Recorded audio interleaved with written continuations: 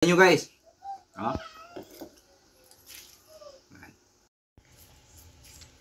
Ayan guys. Gagawa tayo ng fish fillet na tamban. Ayan na, fish fillet ha. Oh, siguro na ano yung fish fillet pang mayaman lang. So, tayong mga magagawa kaya natin gawin yung fish fillet na yan. So, unang tamban, siyempre, fish fillet, dibon mo muna. Yan. Ganito lang pag yan. Tagalan mo na ng kaliskis. Tapos, puka. Tapos, ganyan. So, fish fillet yan ha. Mamaya, pakita ko sa inyo kung ano kasarap ang tamban na fish fillet. Kahit anong isda. Pwedeng yan. Tikman natin yung mga luto ng mga mayayaman. Yan. Yan. Wala na siyang tinik.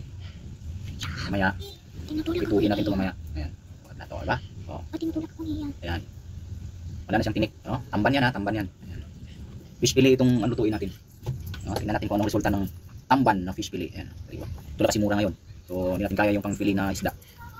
Kaya natin gawin yan kapag sabayan sa mga S. Yung mga S na yan. Mga fish fillet kinakain. Kaya natin gawin yan. Ito. Saka maganda rin itong kainin. Wala na siyang tinik. Diba? Kaya pinalibon mo na siya. Ito lang kalaki yung kasimple. Ayan. Ayan. O. Ayan. O. Purong laman na yan ng isda. O, wala na siyang tinik. Nakakita ko siya tinik ha. Pwede rin pang kilawin.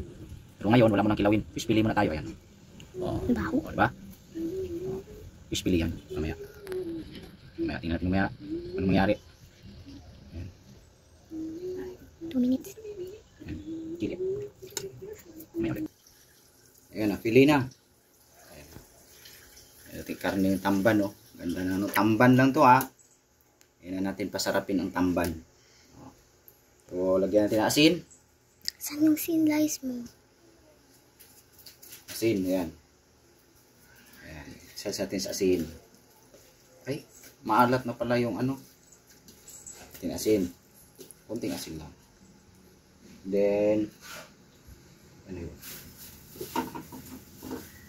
Kalamansi. Kalamansi. Fish fillet yan. Okay. Ayan na. Ayan. Mutla na. Okay. Push mo muna. Ayan. So ito yung pasarap natin. Ayan. Lagyan. Pwede yung harina siguro. Harina. So ito yung mas masarap. Ayan.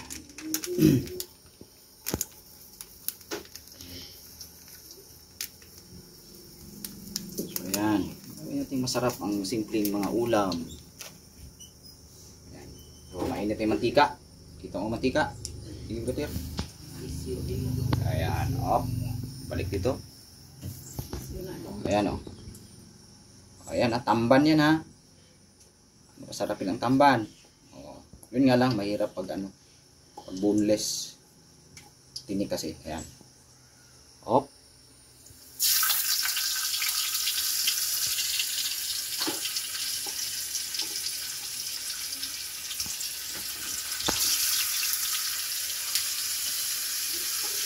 Ito na lang magkabangsan.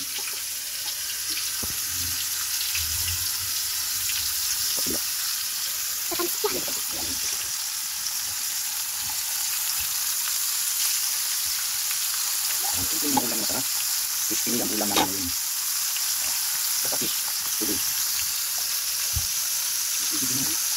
Ito ang ulam sa bibili. Ayan. Masimpilan. Ayan, masimpilan ko.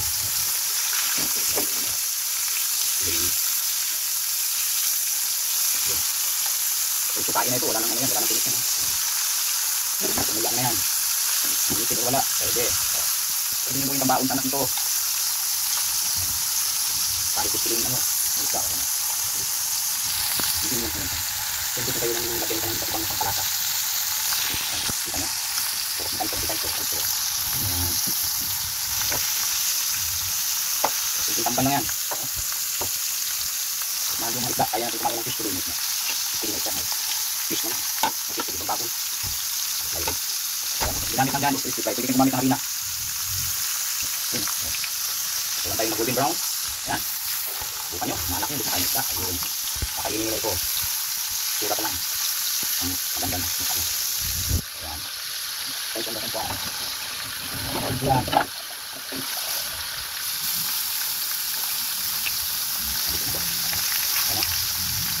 Hindi naman pwede sarili kasi makalitan mo sa luto. Silang naman lahat yan. Sana kung tinik yan. Makinig kung pero feel na.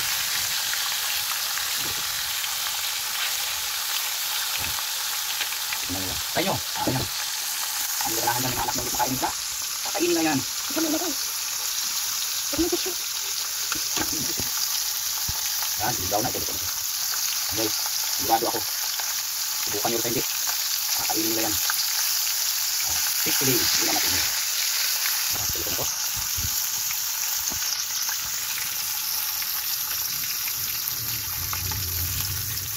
Yan, maluto. Kailangan ba, mabilis maluto. Masaya sa gas, masaya sa pagkita. Kasi naman na siya, wala na siyang Ito ko dyan. ini. Ito ko dyan. Ito mo lang. Yan, yung tama. Paano natin? Nasa iyo yan, kung gawin yung talagang crispy na crispy, kayo gawin. Yan, yung pumutikot na. So, ito na yung finished product natin. Ayan, oh. Tumutunog-tunog sa ano yan. Tikman natin, may suka. Masarap yan pag may suka. Ayan, oh. Diba? Wala lang hassle maghimay. Ayan.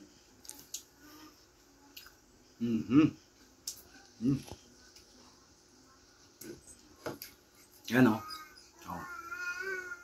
Wala nang tinik. Tamban lang to ha, tamban to ha. Hindi yan ordinaryong isda lang yan. Oh. Oh. Mahasay, walang tinik. So try nyo. Bukan natin sa mga bata.